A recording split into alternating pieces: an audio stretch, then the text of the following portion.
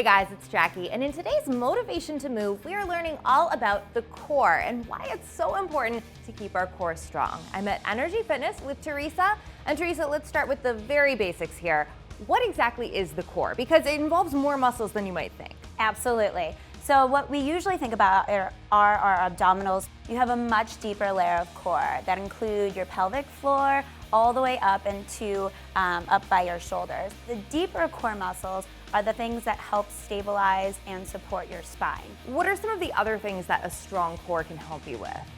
So the core helps with everything that we do, from walking, running, and then in classes, bending over, standing up, just anything in your day-to-day life. Let's talk about women specifically and why having a strong core is so important for women.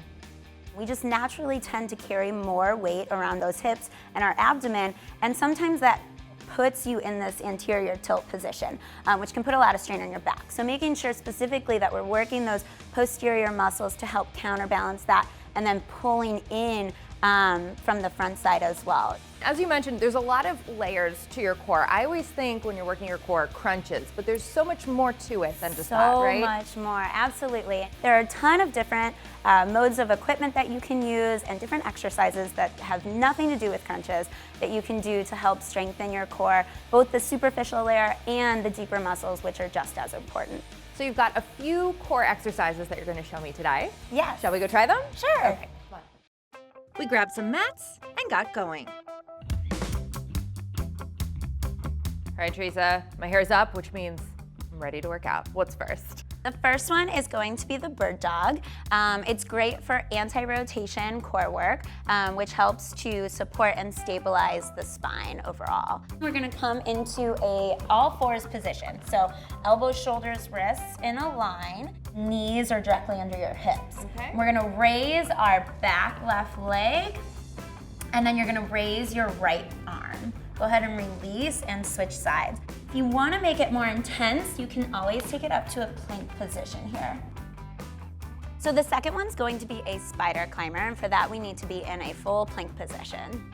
You're going to be in that plank, and we're going to draw one knee up to the same tricep here. I've done this one before. Yeah.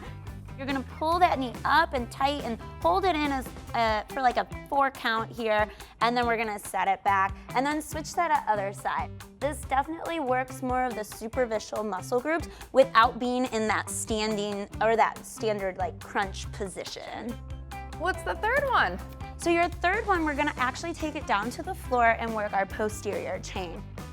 Laying down on your stomach here, go ahead and bring your hands just right up that shoulder line, and your legs come together. We're going to squeeze our glutes and pull those legs up, and simultaneously pull our hands and let them hover off the floor, and then release back down. A lot of people don't think about the upper back and the glutes as being part of your core, but they totally are.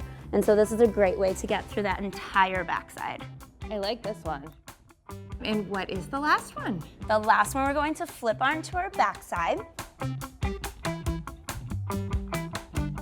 You're gonna start with one leg parallel to the ground and the other one perpendicular. So you're just kind of letting that leg parallel to the ground hover over the floor. So you're gonna pull those shoulder blades off the ground, and then just very, very slowly, simultaneously move those legs. You're working that pelvic region, that iliopsoas from those hip flexors up into the upper abdomen. In just a few reps here, you start feeling those muscles shaking. They remember one thing when it comes to core strength. What should it be? Just making sure that you're working every part of it so that they can all work together to make you the best athlete you can be. Thank you so much, Teresa. That was great. And for more motivation to move and one additional exercise from Teresa, head to our website, livinghealthytv.com.